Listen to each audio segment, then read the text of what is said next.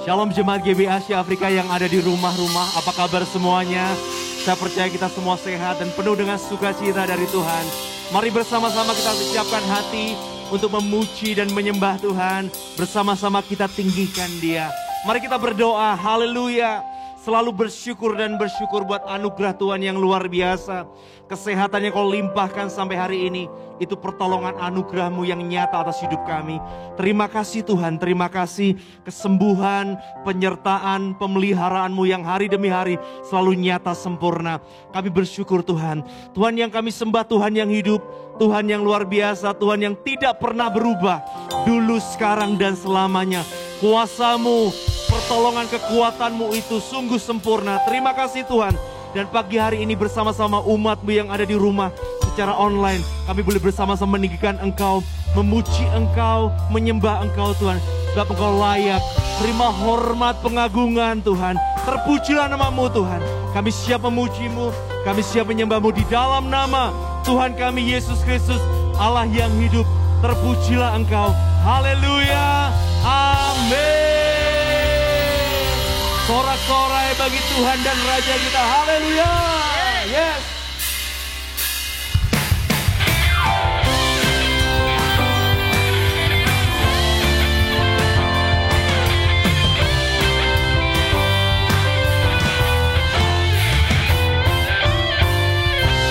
Yesus, Kau kekuatan di hidupku,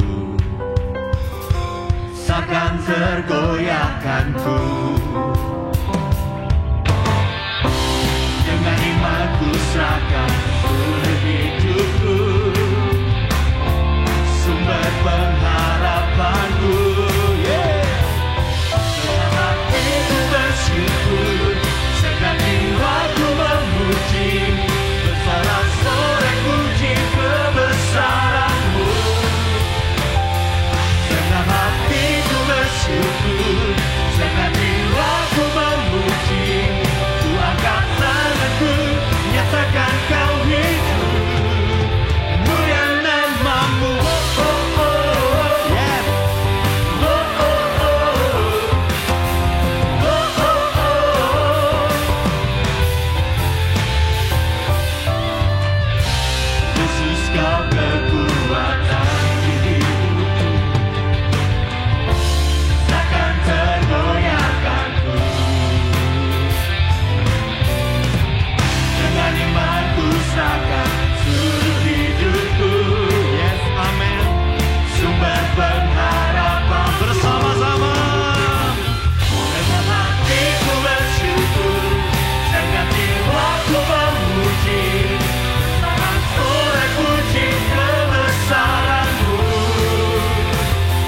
Dengan hatiku bersyukur, dengan jiwaku memuji, ku angkat tanganku, nyatakan Kau hidup, mulia nama-Mu.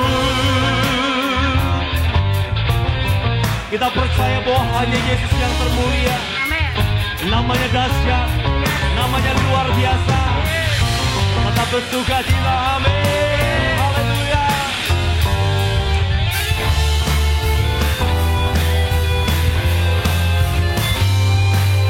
Bersama dengan hatiku bersyukur, segenap jiwaku memuji, bersorak-sorai puji kebesaran-Mu. Segenap hatiku bersyukur, segenap jiwaku memuji, ku angkat tanganku, nyatakan Kau hidup. Segenap hatiku bersyukur, segenap jiwaku memuji, bersorak-sorai puji kebesaran-Mu.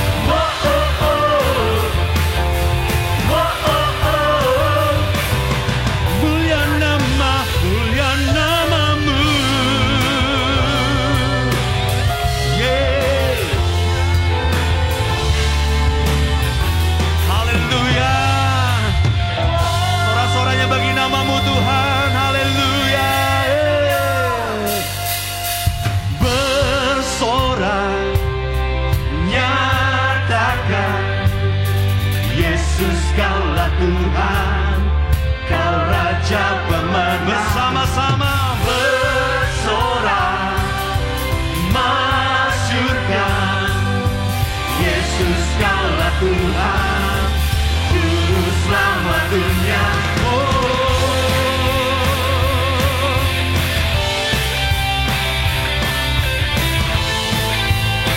haleluya. Batu karang yang teguh, Ya Tuhan, kota benteng dan perisaiku, yes, amin. yang menang kalahkan maut, penyelamat yang bangkit dan hidup. Haleluya, Haleluya, haleluya, Engkau mulia. Haleluya, haleluya, dahsyat berkuasa. Bersorak nyatakan, Yesus Kaulah Tuhan, Kau Raja pemenang. Bersorak masyurkan, Yesus Kaulah Tuhan, Juru Selamat dunia.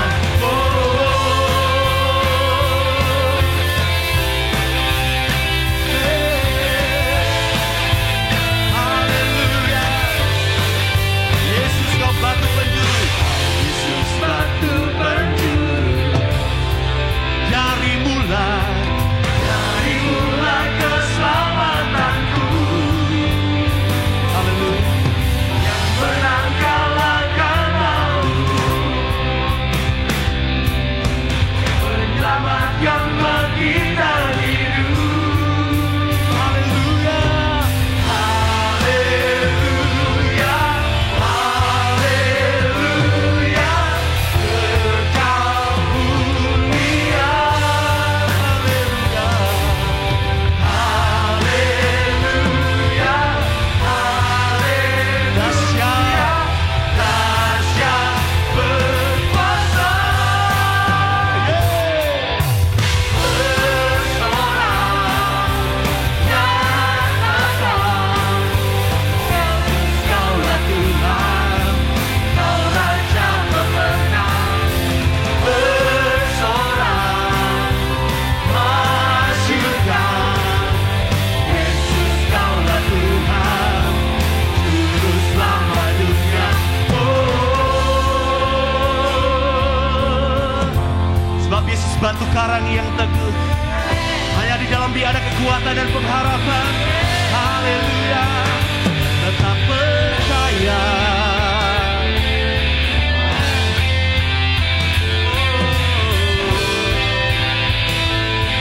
Kami serukan kebesaran-Mu Tuhan. Agung dan perkasa, megah dan berjaya, Yesus Tuhan, Yesus Tuhan, tempat perlindungan,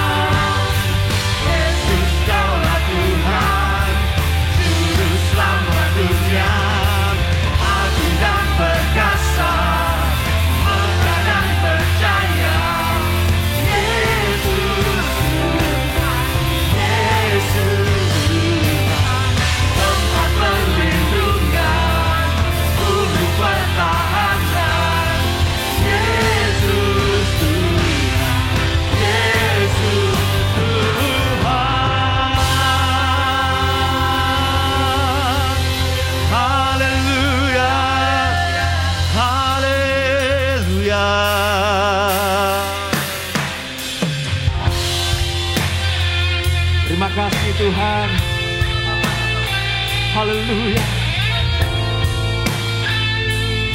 Kami hidup, kami berjalan bersama Allah yang selalu menyertai kami. Dan kami tidak takut, kami percaya.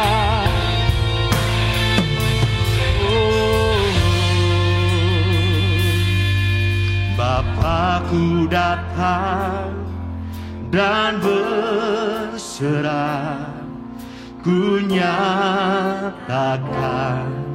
Kau yang berkuasa dalam gelap. Kau setia, Kau cahaya hidupku.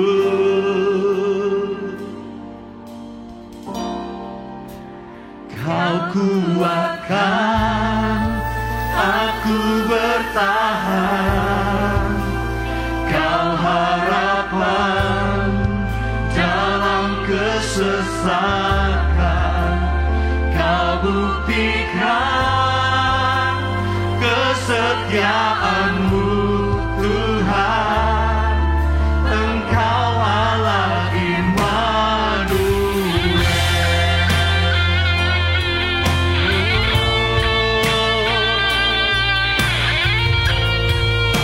Hanya Kau Allah Immanuel. Bapakku datang untuk menyembah, ku nyatakan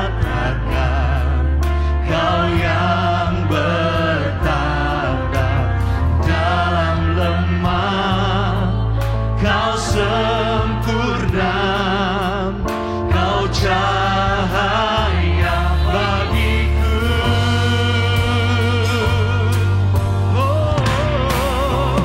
Kau kuatkan aku bertahan.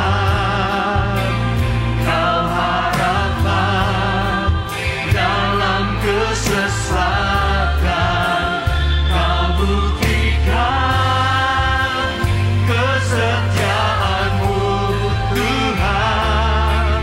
Engkau Allah Immanuel. Kau kuatkan aku bertahan. Kau harapan dalam kesesakan. Kau buktikan kesetiaan-Mu, Tuhan. Engkau Allah Immanuel.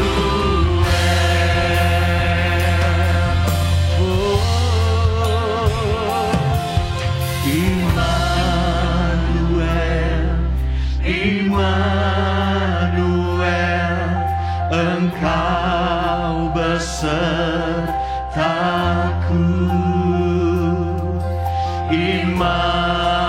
Immanuel, Immanuel, Engkau Allah besertaku. Serukan Immanuel, Immanuel, Engkau besertaku. Immanuel, Immanuel, Immanuel, Engkau Allah beserta. Immanuel, Immanuel,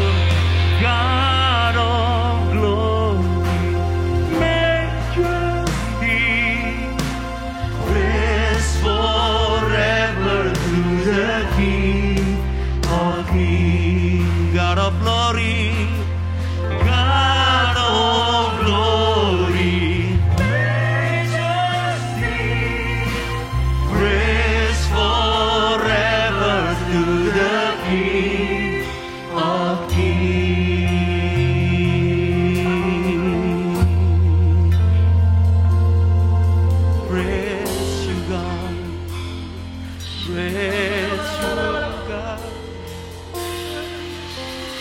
Holy Spirit, fill this place. Haleluya. Hadirat-Mu melawat setiap kami di rumah-rumah, di setiap tempat di mana umat-Mu berada, Tuhan. Memuji, menyembah-Mu, merasakan kuasa-Mu, alami mujizat-Mu. Terima kasih, Tuhan. Thank you, Jesus. Kau dahsyat, Kau berkuasa. Tiada terbatas kuasa-Mu, tak terselami kasih-Mu. Apa yang tidak mungkin bagiku, itu sangat mungkin bagi-Mu. Kau runtuhkan tembok-tembok penghalang, Kau nyatakan kebenaran, kemuliaan, kuasa. Oh, lawatan-Mu terjadi, kami percaya. Ada kemenangan, ada kesembuhan, ada kelegaan di dalam hadirat-Mu, Tuhan. Kami tetap percaya, kami tetap beriman, taruh pengharapan di dalam-Mu, Tuhan.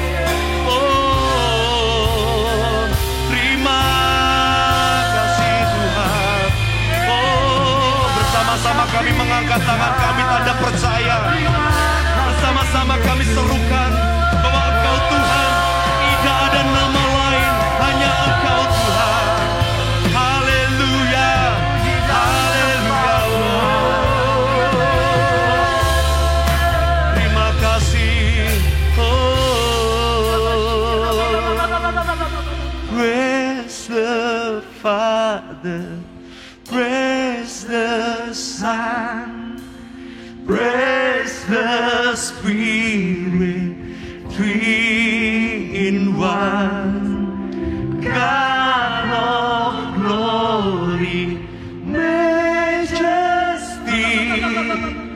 praise forever to the King of Kings.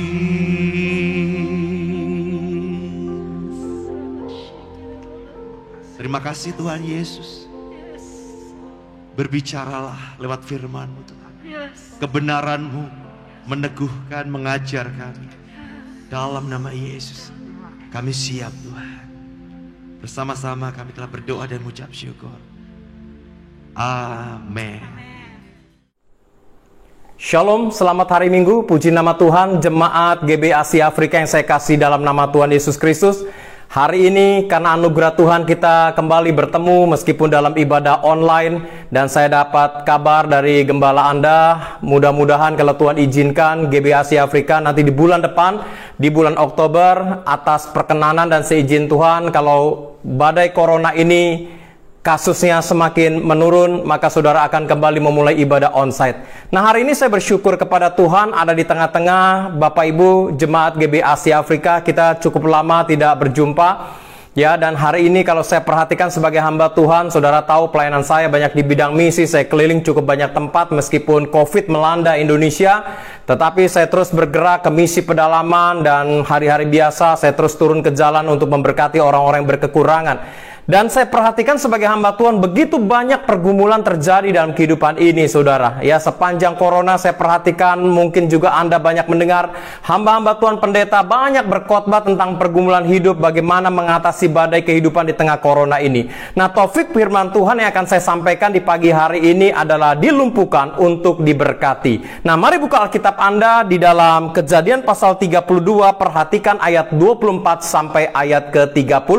Saya akan bacakan buat Bapak Ibu, simak baik-baik firman Tuhan ini. Lalu tinggallah Yakub seorang diri dan seorang laki-laki bergulat dengan dia sampai fajar menyingsing.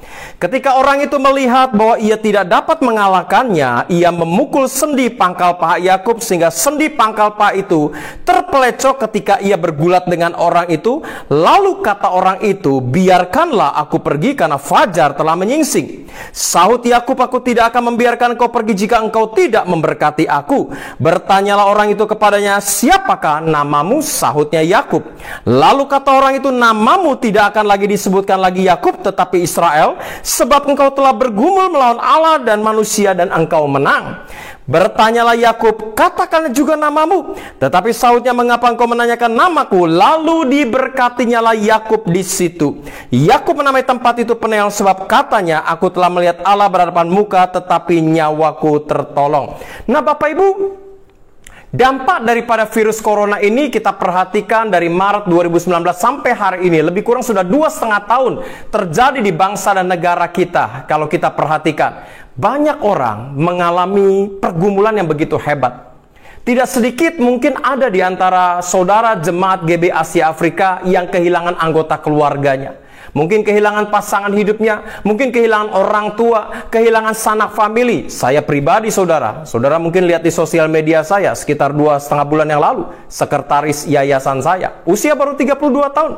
Saya berpikir dia akan survive, karena pada saat itu memang 2,5 bulan yang lalu corona lagi gawat-gawatnya saudara. PPKM sudah ditingkatkan ya. Saat itu saya bantu mencari rumah sakit di Jakarta, semua rumah sakit penuh saudara. Dan akhirnya dia dapat di rumah sakit Satya Negara. Itu pun saudara harus duduk di kursi roda selama 3 malam saudara. Di UGD saudara, di IGD saudara ya, baru dapat tempat dirawat di kamar saudara.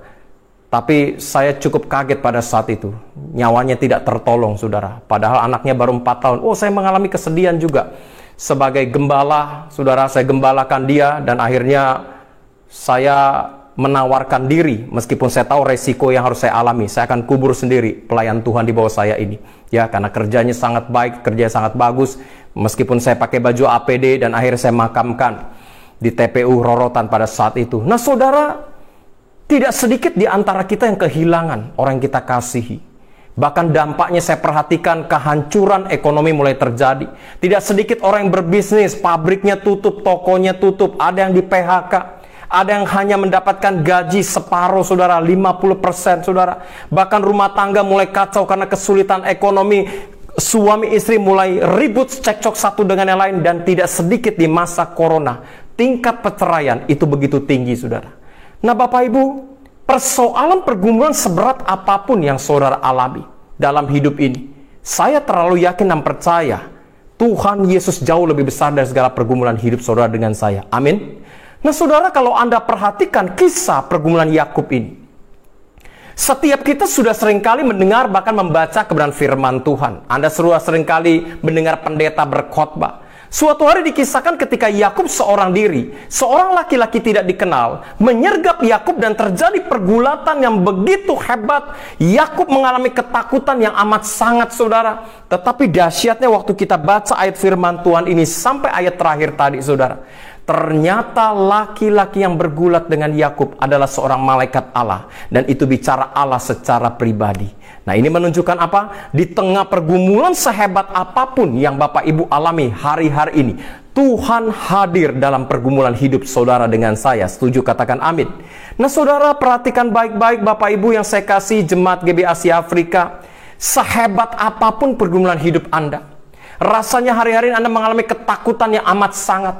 Rasanya Anda sudah mau give up. Rasanya Anda sudah mau menyerah. Saya katakan, kebenaran firman Tuhan di pagi hari ini saudara akan menguatkan iman Bapak Ibu dengan saya. Sebab saya yakin dan percaya tidak ada satupun peristiwa yang terjadi dalam kehidupan ini tanpa seizin Tuhan tidak mungkin akan terjadi.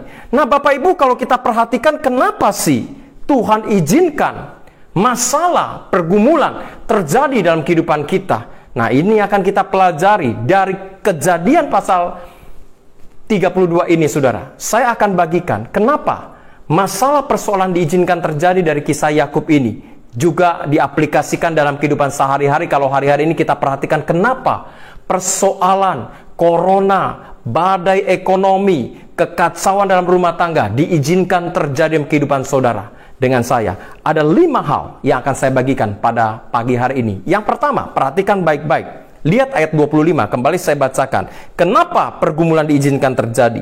Ketika orang itu melihat bahwa ia tidak dapat mengalahkannya, ia memukul sendi pangkal paha Yakub sehingga sendi pangkal paha itu terpelecok ketika ia bergulat dengan orang itu. Nah saudara, ini satu ayat luar biasa. Malaikat ini gambaran pergumulan Yakub, saudara. Ya, saat itu dia bergumul dengan Allah begitu hebat.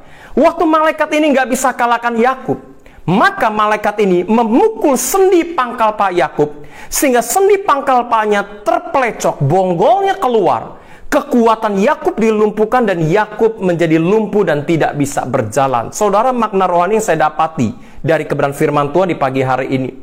Tuhan seringkali di poin pertama izinkan persoalan masalah terjadi dalam kehidupan Bapak Ibu dengan saya. Yang pertama, dia ingin melumpuhkan apa yang menjadi pusat andalan kekuatan hidup saudara dengan saya. Ya, sendi pangkal paha itu letaknya di pinggul ke bawah. Ya, saudara dengan saya bisa berdiri lama bukan karena Anda punya engkel kaki yang kuat, betis yang kuat, saudara. Tetapi saudara dengan saya itu punya sendi pangkal paha yang kuat. Nah Bapak Ibu, ya, kenapa saya berani berkata demikian?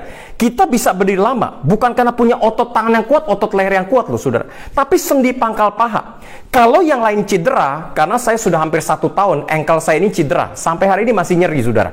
Ya, mana bulan depan saya harus berangkat misi lagi 5 Oktober ke pedalaman Dayak. Dan kemudian 15 November saya misinya ini paling ekstrim. Ya, karena melibatkan 10 porter, saya harus masuk ke pedalaman Sulawesi Tengah, saudara. Ya, untuk menginjili mereka. Mereka masih animisme, dinamisme, dan kepala sukunya sudah welcome karena agama seberang sudah masuk. Ya, dan itu kita harus jalan kaki lebih kurang 4-5 hari. Pulang pergi, saudara. Berangkat 4 hari, pulangnya juga berangkatnya 2 hari, pulangnya 2 hari. Jalan kaki melewati 8 sungai yang cukup dalam seleher dan kita harus nyebrang pakai tali. Ya, saya bawa Alkitab cukup banyak, obat-obatan cukup banyak, dan puji nama Tuhan, Bu Eka juga dari GBAC Afrika kemarin sumbang 200 Alkitab, dan ini akan kita sumbangkan ke sana, saudara.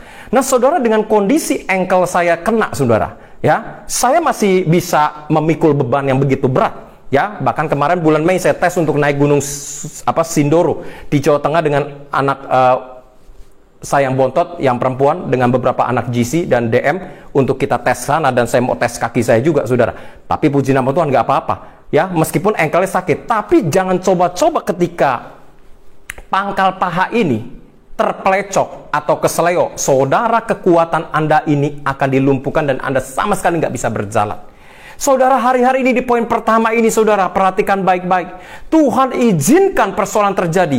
Dia ingin melumpuhkan apa yang menjadi andalan pusat kekuatan hidup kita. Karena dalam hidup ini, seringkali tanpa kita sadari, ada sesuatu yang kita andalkan dalam hidup ini. Ya, ada sesuatu yang kita unggulkan dalam kehidupan kita. Ya, kehidupan kita, kehebatan kita. Ada manusia dalam hidup ini, dia mengandalkan mungkin kepintarannya. Dia menganggap dengan dia pintar, dia bisa melakukan apapun juga. Tapi hari-hari ini saudara perhatikan di seluruh dunia, bahkan bangsa Israel yang sehebat, sepintar apapun, belum ada yang menemukan antivirus yang benar-benar paten, saudara, untuk membunuh virus corona ini. Dan ingat, vaksin itu tidak bisa membunuh virusnya, hanya meningkatkan imun tubuh kita. Jadi saudara dengan saya harus tetap prokes, pakai masker, saudara. Kemanapun kita berangkat harus tetap pakai masker. Ya, nah Bapak Ibu perhatikan baik-baik. Sepintar apapun kita hari-hari ini, kepintaran kita nggak bisa menyelamatkan hidup kita untuk melawan virus ini. Ada orang yang diandalkan itu apa? Uangnya. Banyak orang berkata, orang kaya berkata, kalau punya uang semua beres, apapun bisa dibeli. Oh saudara, kalau saya perhatikan ketika corona terjadi, Bapak Ibu, orang mau kaya sehebat apapun ketika lagi gawat-gawatnya corona kemarin, saudara mau punya asuransi yang VVIP sekalipun, itu uang Anda nggak bisa mencari kamar pada saat itu. Semua rumah sakit full, saudara. Ya, ini menunjukkan apa? Anda yang mengandalkan uang Anda, Tuhan akan lumpuhkan. Begitu banyak orang-orang kaya hari-hari ini. Bangkrut itu bukan dalam hitungan tahun, saudara. Dalam hitungan bulan mereka bisa habis ketika badai COVID ini terjadi. Supaya orang-orang ini lebih mengandalkan Tuhan. Nah, ada orang yang pusat kekuatannya, ya, itu seringkali tadi di kepintaran, di koneksi. Yang ketiga, saudara. Mereka menganggap dengan punya koneksi begitu banyak, mungkin kenal presiden, kenal Jokowi, kenal gubernur, kenal jenderal ini, jenderal itu. Mereka menganggap dengan koneksinya, mereka bisa melakukan apapun juga, saudara. Tinggal telepon, pasti akan dibantu. Tapi suatu hari nanti orang-orang seperti ini, ketika mereka punya masalah, ketika mereka punya persoalan, koneksinya semua di telepon, tidak ada seorang pun yang bisa membantu. Nah, tujuan dari 3 hal ini apa? Supaya Bapak Ibu dengan saya di poin pertama, hanya mengandalkan Tuhan sepenuhnya. Setuju, katakan amin. Ya, karena firman Tuhan berkata, terkutuklah orang yang mengandalkan manusia dan kekuatan sendiri, tapi diberkatilah orang yang mengandalkan Tuhan. Jadi kalau hari-hari ini Anda mengalami maaf kata di tengah virus ini, saudara, usaha Anda kolaps, ya, bisnis Anda kolaps, toko Anda tutup, aset Anda beberapa harus dijual, kepintaran Anda, uang Anda begitu banyak, tidak bisa menolong Anda. Tujuan cuma satu di poin pertama, supaya saudara dengan saya hanya mengandalkan Tuhan sepenuhnya. Amin. Nah, yang kedua, perhatikan kembali di ayat firman Tuhan berikutnya, saudara, ya, di Kejadian 32 ayat 26. Lalu kata orang itu, biarkanlah aku pergi karena fajar telah menyingsing. Saud Yakub, aku tidak akan membiarkan kau pergi jika engkau tidak memberkati aku. Saudara, yang kedua, perhatikan baik-baik. Yang namanya masalah persoalan pasti ada batas waktunya. Malaikat ini adalah lambang pergumulan. Ketika malaikat ini nggak bisa kalahkan Yakub, dia minta pamit karena fajar akan segera datang menyingsing. Ini menunjukkan apa? Satu kabar sukacita di pagi hari ini buat kita mendengar kebenaran firman Tuhan ini. Namanya masalah persoalan pasti ada batas waktunya, pasti ada tanggal expirednya, saudara. Jadi kalau saat ini engkau mendengar khotbah ini, rasanya engkau sudah give up, engkau sudah hopeless, saudara, rasanya sudah mau menyerah, bahkan depresi tingkat tinggi, engkau nggak bisa tidur, harus minum obat penenang ini, dosisnya semakin bertambah, rasanya engkau sudah mau menyerah, sekalipun saya katakan bertahan. Namanya masalah persoalan pasti ada batas waktunya. Tidak mungkin satu masalah persoalan menimpa kehidupan kita sampai kita meninggal. Itu masalah tidak meninggalkan kehidupan kita. Saudara, bertahan di poin kedua ini, saudara. Itu masalah engkau pelototin aja bahasa Betawinya, itu akan lewat, saudara. Ya, masalah itu pasti ada batas waktunya.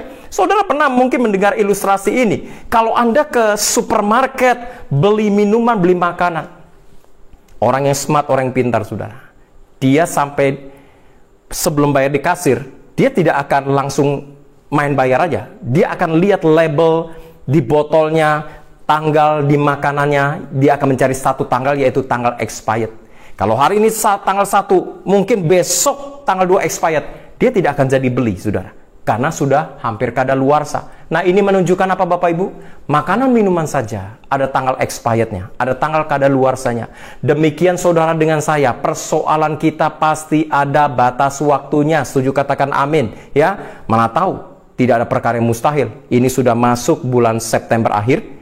Di tanggal 1 Oktober, Anda yang punya hutang begitu besar, Tuhan lunasi dengan cara yang ajaib. Amin, saudara. Anda yang punya pergumulan hidup, di hari Natal menjadi kado Natal yang istimewa tanggal 25 Desember, tiba-tiba rumah tangga Anda dipulihkan. Bagi Tuhan tidak ada perkara yang mustahil. Kita tidak bisa menyelami maksud Tuhan dalam kehidupan ini, saudara. Jadi bertahan saja. Namanya masalah persoalan pasti ada batas waktunya. Nah, saudara, saya kasih ilustrasi begini. Bagi Bapak Ibu yang pernah jalan-jalan ke Eropa di musim dingin, saudara. Saya ingat kalau nggak salah sekitar 5 tahun yang lalu saya pernah tugas di Belanda. Ya, waktu itu musim dingin, musim salju, saudara. Semua putih, saudara. Nah, ketika kita jalan-jalan ke Eropa di musim dingin, kita akan memperhatikan semua daun-daun itu kelihatan coklat, ranting-ranting semuanya, rumput itu kelihatan coklat. Orang yang nggak pernah jalan-jalan ke Eropa, ketika dia melihat daun-daun menjadi coklat, ya, rumput menjadi coklat, dia akan berkata demikian, ini tukang kebunnya malas nih, kagak pernah dikasih pupuk, kagak pernah disiram air.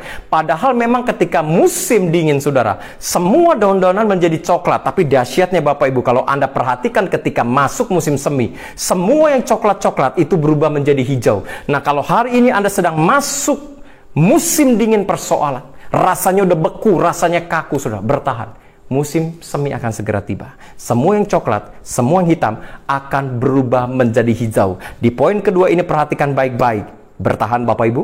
Namanya masalah persoalan pasti ada batas waktunya. Ya, ingat baik-baik. Makanan minuman saja ada tanggal expirednya, yo. Saudara harus imani, persoalan Bapak Ibu dengan saya juga ada tanggal expirednya. Kita imani semua jemaat GB Asia Afrika yang dikasih oleh Tuhan, bahkan semua jemaat yang mendengar khotbah di pagi hari ini, imani tidak lewat dari tahun 2021, saudara, tanggal kadaluarsa masalah saudara akan selesai di tahun ini, sehingga kita masuk tahun baru dengan penuh kemenangan. Amin saudara. Hal yang ketiga saudara, kenapa pergumulan persoalan diizinkan terjadi dalam kehidupan saudara dengan saya Bapak Ibu? Kita perhatikan di ayat 27 dan ayat 28. Bertanyalah orang itu kepadanya, siapakah namamu? Sautnya Yakub. Lalu kata orang itu, namamu tidak akan lagi disebutkan lagi Yakub, tetapi Israel, sebab engkau telah bergumul melawan Allah dan manusia dan engkau menang. Nah, di poin ketiga kalau saudara perhatikan, lewat pergumulan yang begitu berat, saudara, malaikat ini nggak bisa kalahkan Yakub dan dia berkata, siapakah namamu? Namaku Yakub. Namamu saat ini, kata malaikat, tidak akan lagi disebutkan Yakub, tetapi menjadi Israel. Saudara, hal yang ketiga, lewat pergumulan, lewat masalah, Tuhan merubah Bapak Ibu dengan saya. Amin. Nama Yakub itu dirubah menjadi Israel. Bagi orang dunia, apa arti sebuah nama? Makanya Shakespeare pernah bilang, ya, apa arti sebuah nama? Bunga mawar dikasih nama apapun, harumnya itu tetap muncul, semerbak kita cium, saudara.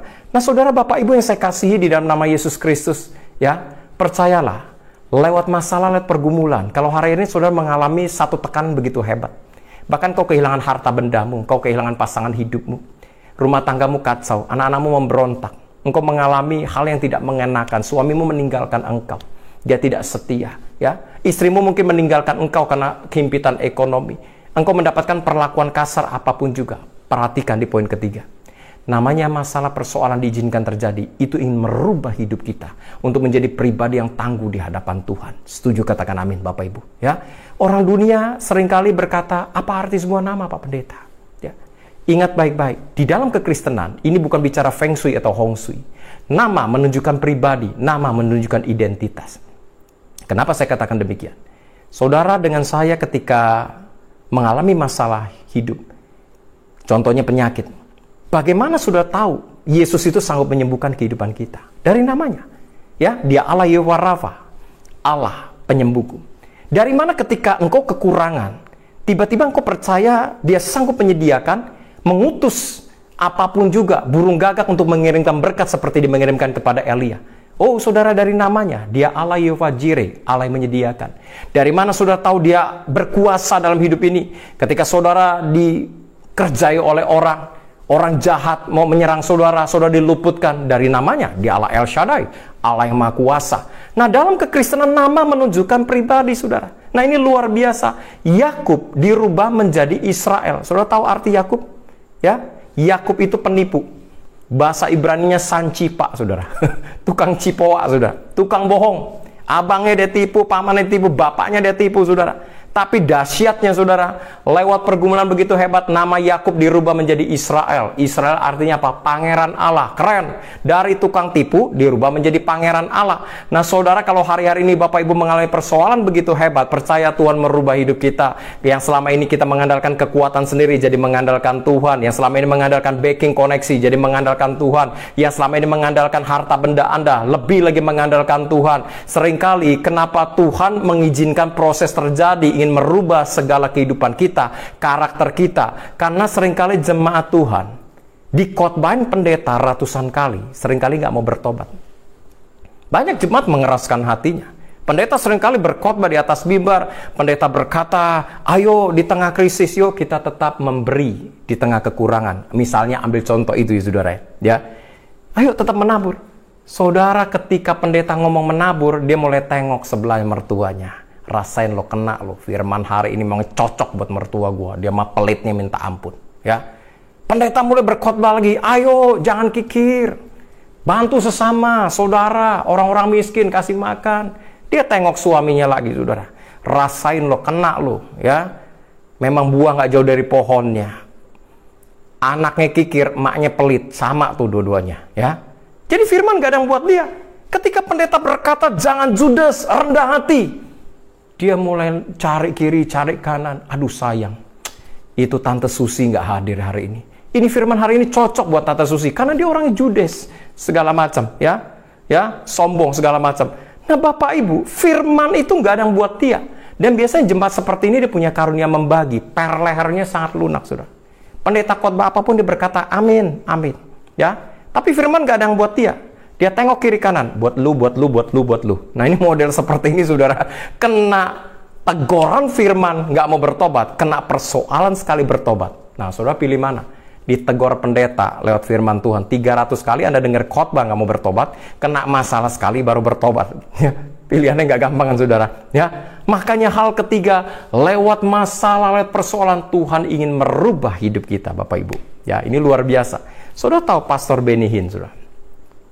Saya dulu cukup mengagumi dia, saudara. Ketika saya masih muda, belum menjadi pendeta, dia pernah mengadakan satu KKR yang besar di Indonesia, yaitu di Pantai Karnaval Ancol. Nah, kebetulan yang bagian menjemput dia itu adik ipar saya. Karena bosnya seorang konglomerat, naburnya nolnya 9, depannya saya nggak sebut angkanya, nabur cukup besar. Ya. Kita tahulah hamba Tuhan ini dulu punya teologi kemakmuran dan akhirnya Tuhan rubah dia hari ini, saudara. Bukan lagi teologi kemakmuran, saudara. Saya sempat ngobrol sama adik saya. Saya berkata, Fit, kalau ngundang pendeta kelas papan atas ini, jadi pendeta itu ada kelas papannya, saudara. Kelas papan atas, papan menengah. Kalau Pak Minarto mah papan seluncur aja lah, bagian yang kotor-kotor, pemulung, waria, orang gila, masuk-masuk ke hutan. Gak apa-apa, saudara. Yang penting dikenan oleh Tuhan. Amin, Bapak Ibu. Nah, saudara, wah, kalau ngundang pendeta kelas papan atas ini berat kok, dia berkata. Ya, dia sih naik jet pribadi, dikatakan. Itu choirnya, pendoa syafatnya, alat musik dibawa dari negaranya. Semua, dikatakan. Ya, kita tahulah, ya persembahan kasihnya juga udah nggak usah ditanya lah besarnya seperti apa. Jas yang dia pakai itu harganya mungkin sudah hampir ratusan juta. Jam tangannya mungkin juga udah hampir juga mungkin nolnya 9, sepatunya mahal, bahkan ketika dia lempar jas itu orang rebah semua. Saya pernah coba lempar jas saya, orang juga rebah karena belum di laundry. Ya setengah tahun Bapak Ibu, ya saudara. Nah saudara, tiba-tiba dia gagal, saudara.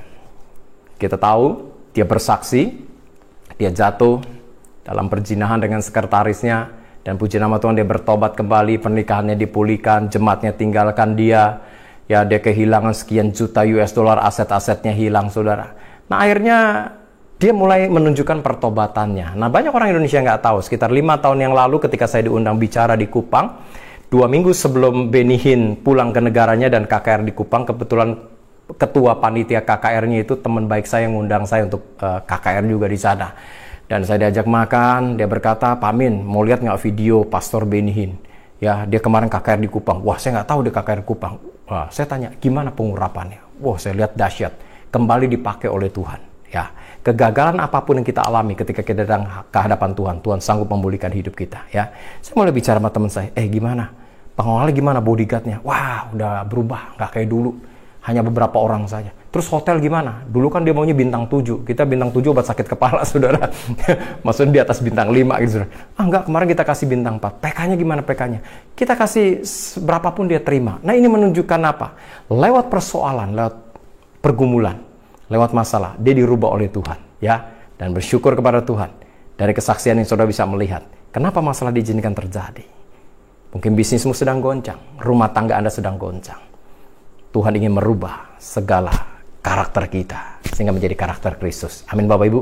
Hal keempat, kenapa pergumulan diizinkan terjadi dalam kehidupan kita. Perhatikan kembali ayat firman Tuhan di ayat 29 berkata, bertanyalah Yakub, katakan juga namamu, tetapi sautnya, mengapa engkau menanyakan namaku?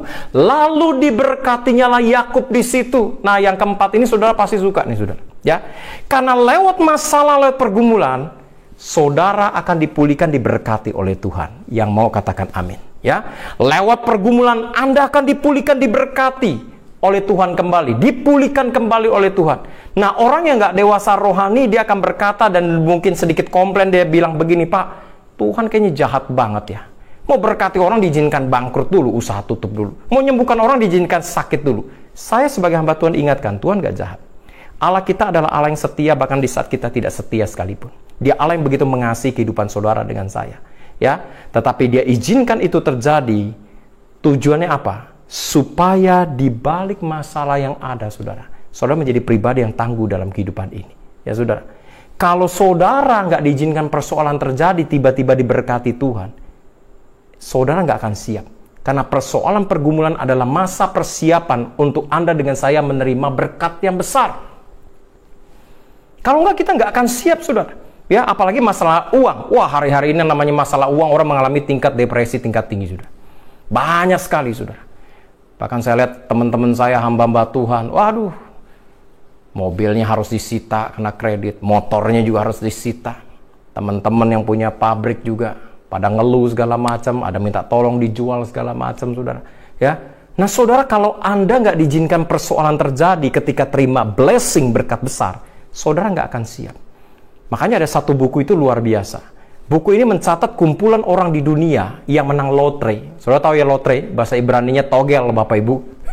Judi buntut gitu, saudara. Ya. Nah saudara, orang ini menang dari puluhan juta, ratusan juta, miliaran, sepuluhan M sampai ratusan M. Dan luar biasa, dari seluruh negara dikumpulkan, ditulis histori ceritanya, saudara.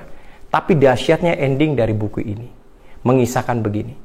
Rata-rata orang yang menang lotre, saudara, diwawancarain oleh wartawan dan mereka ditanya, ya, dan mendapati hidup mereka lebih sulit dari sebelum menang lotre. Dan beberapa orang berkata begini, kalau tahu hidup saya seperti ini, lebih baik dulu saya nggak usah menang lotre. Karena rata-rata mereka yang tiba-tiba tinggal di apartemen subsidi negara, rumah sederhana, punya uang puluhan M, ratusan juta, oh saudara, hidupnya nggak karu-karuan. Mereka jadi drugs, kena narkoba, jadi amnesia, alamat rumah nggak inget pulang. Ya, jadi nggak ada waktu buat keluarga. Wah, keluarganya berantakan dan akhirnya mereka jauh lebih miskin daripada sebelum menang lotre. Waktu saudara dengar perkataan ini, saudara jangan terlalu pede atau percaya diri dan bilang begini, Pak Min, itu mah orang bego. Kalau saya punya uang sampai puluhan bahkan ratusan miliar, Pak. Ilah Pak, Bapak kalau khotbah di GB Asia Afrika, Pak, saya tambahin PK-nya jadi tambahin 500 juta, Pak. Bahkan setiap tahun saya kasih Pak Pendeta mobil Alphard baru. Ya, jangan cuma pakai mobil tua aja, ya. Bahkan misi pedalaman saya dukung, Pak. Saya beliin motor trail buat pendeta-pendeta di desa. Oh, saudara, jangan gampang bicara dulu. Kenapa? Karena uang belum di tangan, orang itu masih waras, saudara. Uang di tangan seringkali lu nggak waras, kata orang Betawi, saudara. Ya, uang sudah di tangan, kadang-kadang apa yang kita janjikan kita lupakan, saudara. Saya udah 25 tahun jadi hamba Tuhan, udah seringkali diiming-iming pengusaha, saudara. Makanya saya jarang dekat dengan pengusaha, karena saya banyak pelayanan itu di pedalaman, saudara. Ya, saya jarang sekali mau terlalu dekat dengan pengusaha-pengusaha. Ya, nggak salah sih dekat dengan pengusaha, nggak salah, saudara. Tapi jangan sampai hati kita ini kotor dan memiliki motivasi yang salah. Ya, seringkali, oh Pak Min, tolong dong doain pabrik saya. Ini udah 5 tahun nih Pak Pendeta. Ya, tanah di sebelahnya juga punya saya sekian puluh hektar, Pak Pendeta. Kagak laku-laku, udah masuk agent ini, agent itu.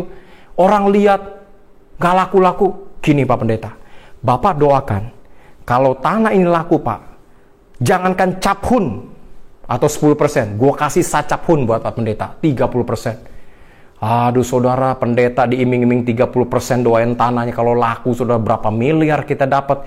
Itu doanya Bapak Ibu sampai nungging-nungging puasa Ester 3 hari 3 malam nggak makan nggak minum, saudara, supaya tanahnya gol. Ya, doa puasa Ester nggak mempan, ambil doa puasa Tuhan Yesus 40 hari 40 malam. Wah, doa orang benar sangat besar kuasanya. Tanahnya laku, saudara. Wah, hati berbunga-bunga, sacapun 30% yang gue dapat nih, berapa miliar nih, saudara. Begitu ketemu pengusahanya, kita udah senyum-senyum, sikat gigi udah 12 kali karena murid Yesus ada 12, saudara. Udah sukacita banget. Begitu ketemu, shalom Pak Pendeta. Oh shalom Pak. Udah berbunga-bunga kan, sacap pun kan. Pak maaf nih, saya ada meeting Pak. Minggu depan kita bahas. Oh ya nggak apa-apa, Bapak sibuk silakan. Minggu depan ketemu, shalom Pak Pendeta. Wah shalom, udah seneng-seneng kan. Sacap pun saudara. Ya, Pak maaf nih Pak, saya harus ke airport Pak. Buru-buru, ada meeting di Eropa Pak. Ya, dengan rekan bisnis. Bulan depan saya baru kembali. Oh ya nggak apa-apa, Bapak sibuk ya. Setiap ketemu meeting ini, tugas di sana, tugas di sini. Akhirnya saudara, berkali-kali seperti ini. Bukan sacap pun gue dapat, bihun pun gue kagak dapat, saudara. Uang belum di tangan, orang masih waras. Uang di tangan, kita ini nggak waras, saudara. Ya, makanya jangan janji-janji dulu lah, saudara. Lebih baik ketika Anda dapat, berdoa, Tuhan aku mau berkati orang ini berapa, buat ladang misi berapa, buat gereja berapa, buat pelayanan berapa, saudara. Itu yang paling benar dalam hidup ini. Amin, saudara. Yang keempat, lewat masalah dan persoalan ada berkat besar menanti. Saya ingat saya pernah saksikan ini 3 tahun lalu di New Wine. Ya, di tempat Bu Eka undang saya pada saat itu, ya, karena saya di ladang misi. saya ini bergerak terus saudara ya. Jadi tahun ini puji Tuhan di tengah pandemi saya masih turun ke lapangan itu hampir 7 kali. Badai Seroja juga saya turun, NTT kita bantu 33 gereja. Nanti tanggal 5 Oktober jalan, tanggal 15 November juga jalan saudara. Dan ini peristiwanya terjadi di Seko Padang. Seharusnya saya Oktober ini ke Seko Padang. Yang saya pernah kesaksian naik sepeda motor itu 17,5 jam, kalau hujan itu 3 hari saudara.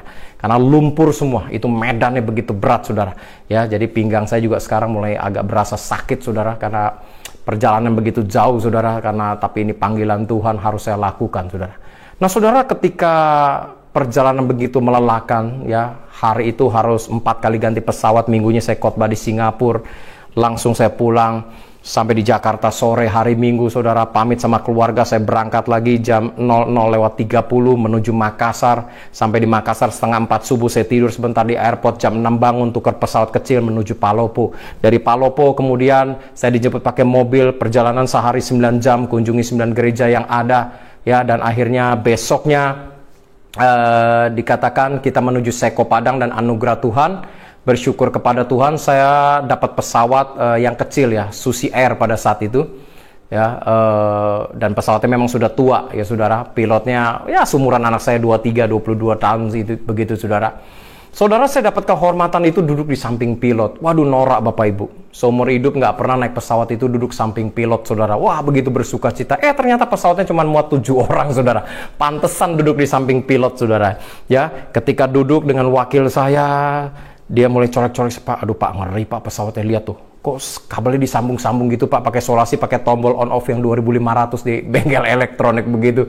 Nah, udah gitu radarnya kadang hidup, kadang mati, digebuk baru hidup saudara. Waduh, deg-degan juga saudara.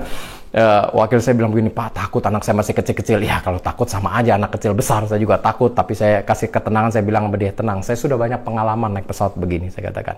Kalau belum waktunya dipanggil Tuhan, kita nggak akan meninggal, saya katakan.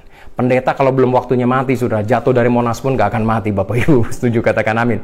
Ya, karena saya punya pengalaman, saya pernah saksikan di GBK Alam Hidup, di Badarai juga.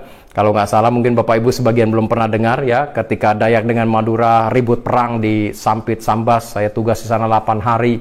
Ya, masuk ke pedalaman, berangkat naik kapal sungai itu 13 jam seorang diri, Chinese sendiri. Muka saya katanya tampangnya bukan kayak Chinese, kayak orang Dayak, saudara. Seluruh isi perahu itu orang Dayak, 13 jam saudara di sungai, mau pipis aja nggak bisa, kapalnya begitu kecil saudara. Kok saya lihat orang muntah kiri kanan. Sampai di sana besoknya khotbah, cuman 40 jemaat, sampai persembahan kasih pun saya kembalikan, nggak tega untuk terimanya. Dan saya ngobrol dengan gembalanya, Pak, saya harus balik ke Pontianak dan langsung ke Jakarta, harus naik kapal sungai yang kemarin. Iya Pak Min, dia berkata, 13 jam lagi. Kenapa Bapak nggak kuat? Kuat sih, tapi aduh nggak tahan lihat orang muntah Pak, ombaknya juga nggak bagus. Saya katakan, memang tidak ada pesawat Pak di daerah ini. Oh ada, Pak Pendeta pengen naik pesawat. Ada.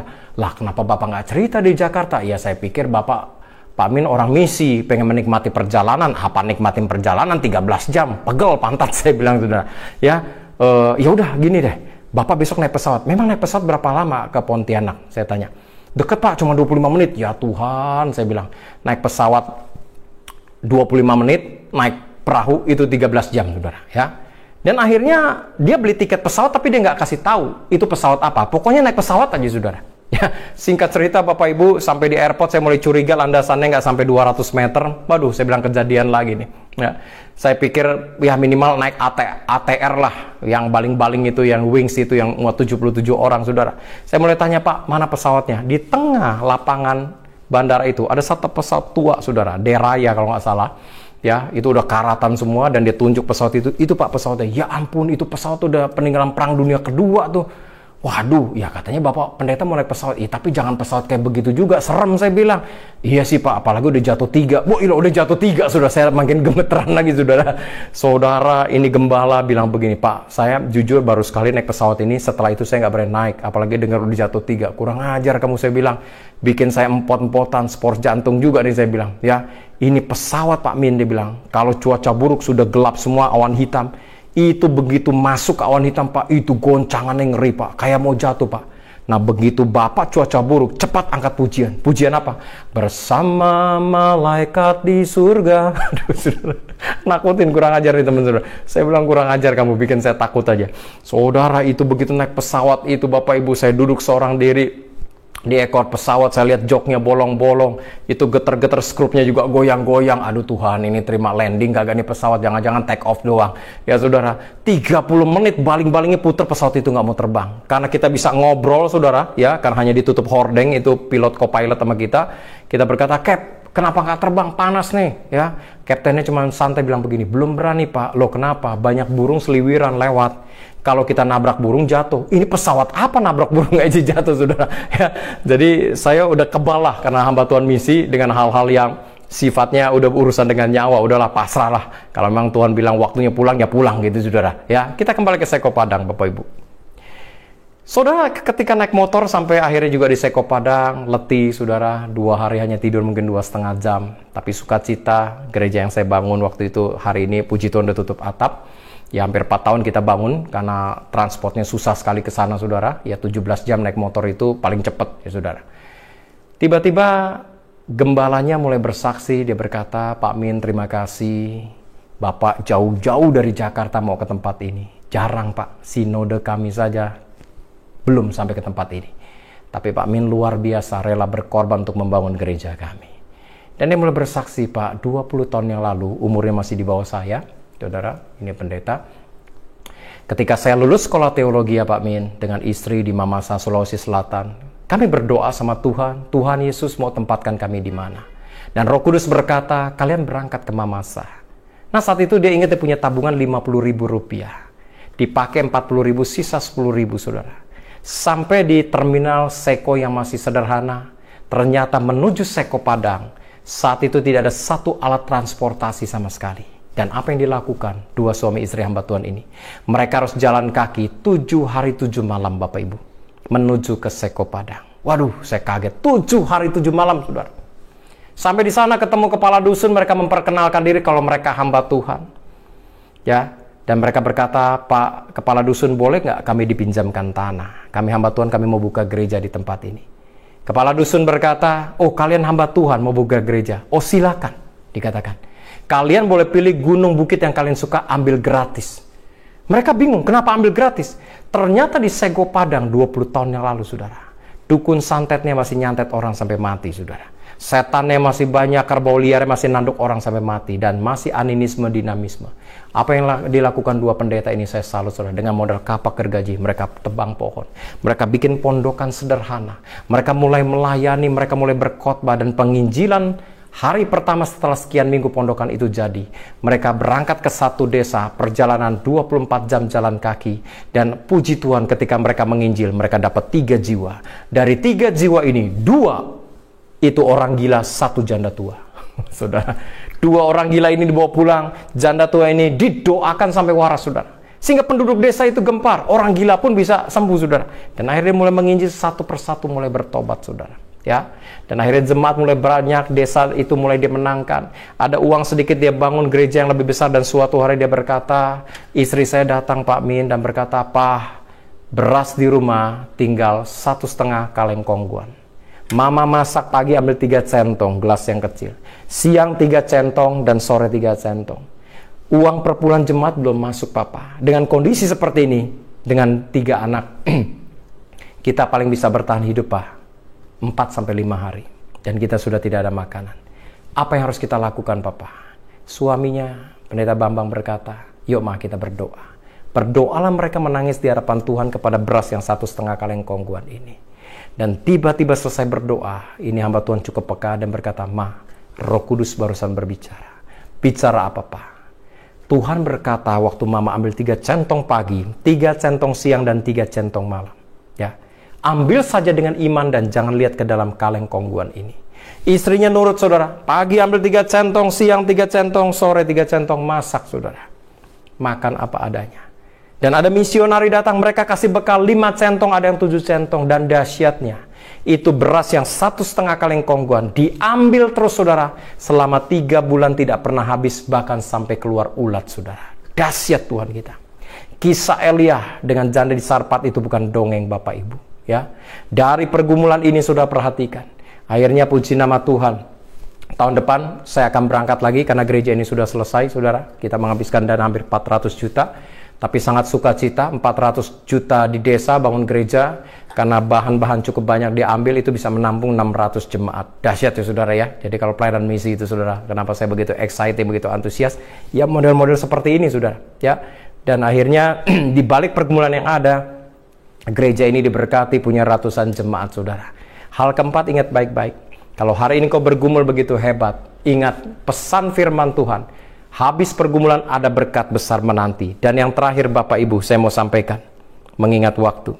Saudara perhatikan baik-baik di ayat terakhir saudara. Dan akhirnya dikatakan di ayat terakhir, firman Tuhan berkata ayat 30, Yakub menamai tempat itu Peniel sebab katanya aku telah melihat Allah berhadapan muka tetapi nyawaku tertolong. Saudara yang kelima, lewat pergumulan Bapak Ibu, dengan saya akan berjumpa dengan Tuhan. Corona ini merubah semua tatanan.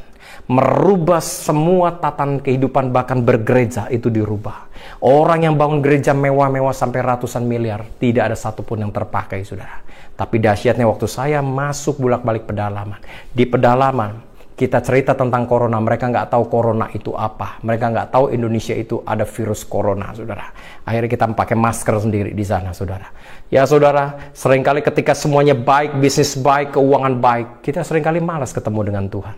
Tetapi diizinkan badai begitu hebat karena dampak daripada corona ini. Engkau kehilangan harta benda, engkau kehilangan pabrikmu, engkau kehilangan tokomu, engkau kehilangan pekerjaanmu, kehilangan pasangan hidupmu, kehilangan orang-orang kau kasih kan dipanggil pulang kena virus corona.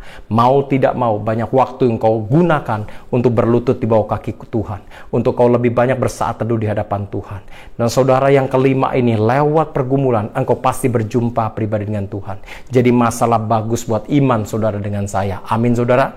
Di akhir firman Tuhan ini perhatikan baik-baik. Kalau hari ini saya ingatkan kepada saudara jemaat GB Asia Afrika, engkau rasanya sudah mau give up, engkau rasanya sudah mau menyerah, engkau rasanya sudah nggak tahan, rasanya udah nggak sanggup. Ingat baik-baik saudara ya, Tuhan izinkan di poin pertama terjadi. Dia ingin melumpuhkan apa yang menjadi andalan kekuatan hidup kita. Selama ini engkau tidak mengandalkan Tuhan sepenuhnya, tapi dia ajar engkau untuk mengandalkan dia sepenuhnya. Yang kedua namanya masalah, persoalan, pasti ada tanggal expirednya. Dan yang ketiga, lewat pergumulan Tuhan ingin merubah hidup kita. Dan yang keempat, lewat pergumulan ada berkat, ada blessing yang menanti dalam kehidupan kita. Dan yang terakhir dahsyat, lewat persoalan saudara dengan saya akan banyak waktu dengan Tuhan, akan banyak bergumul dengan Tuhan. Jadi di akhir firman Tuhan ini, mari jemaat GB Asia Afrika yang saya kasihi, tetap kuat di dalam iman.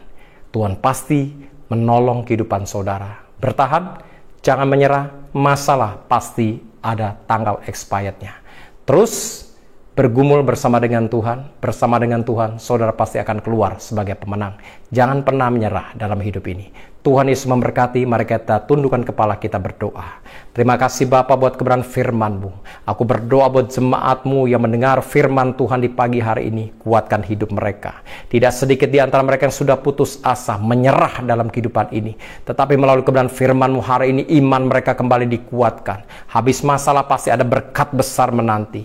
Buat mereka kehilangan keluarga karena COVID Corona, mungkin karena dipanggil pulang oleh Tuhan. Kuatkan iman mereka. Hadirkan orang-orang yang mengasihi hidup mereka. Buat mereka kehilangan harta benda, Engkau kembali berkati Tuhan. Engkau kembalikan dengan berlipat kali ganda. Terima kasih.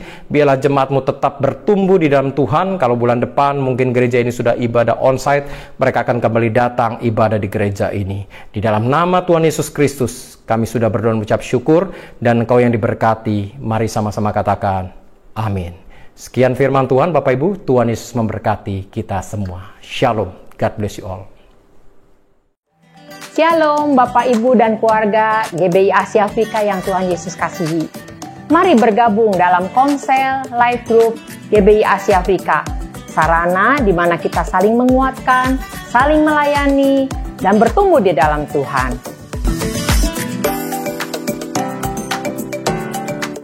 Jika Bapak Ibu mau mengikuti live group atau mendapatkan informasi yang lebih lengkap, silakan menghubungi Ibu Eri di nomor WhatsApp di bawah ini. Baiklah, mari kita mengambil kesempatan yang baik ini. Terima kasih, Tuhan Yesus memberkati.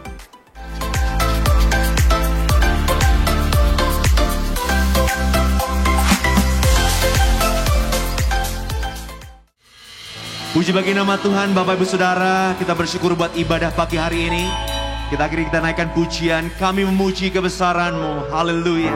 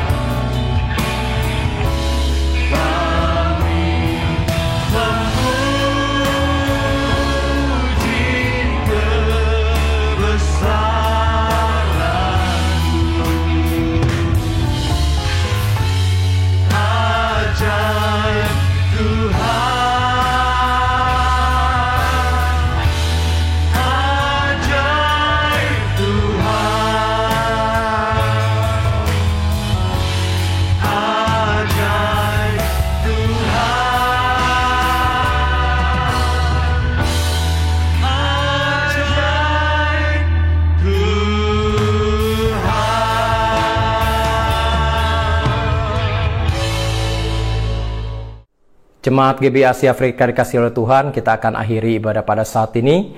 Mari sebelum kita selesaikan ibadah hari ini, kita angkat kedua tangan kita, arahkan hati saudara dengan saya untuk menerima berkat Tuhan. Mari kita angkat kedua tangan kita di hadapan Tuhan. Biarlah kasih Allah berlimpah-limpah, sukacita, damai sejahtera senantiasa turun dalam kehidupan saudara. Dan saat ini kekasih-kekasih Tuhan, pulanglah dan terimalah segala berkat dan kebaikan Allah dalam hidupmu. Di dalam nama Tuhan Yesus Kristus, diberkati keluar masuk pintu rumahmu, diberkatilah rumah tanggamu, diberkatilah segala usaha dan pekerjaanmu, dan kiranya dijadikan berhasil apapun yang hari-hari kau kerjakan dan kau lakukan. Di dalam kasih anak yang tunggal Yesus Kristus, dalam persekutuan manis dengan Roh Kudus yang senantiasa menyertai kehidupan kita mulai hari ini sampai Maranatha, Tuhan Yesus menjemput kita dengan permai, bahkan sampai selama-lamanya. Kita yang diberkati, mari sama-sama katakan amin. Sekian firman Tuhan hari ini. Selamat hari Minggu. Tuhan Yesus memberkati kita semua. God bless you.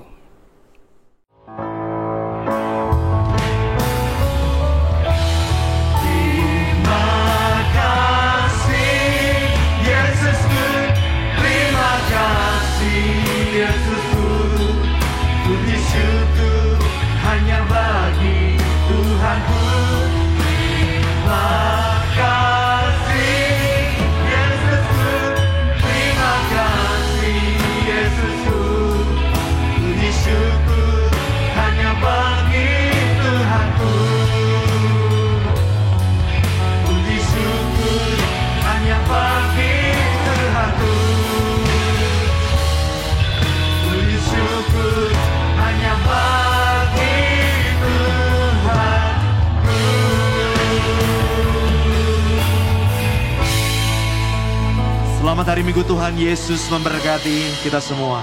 Amin.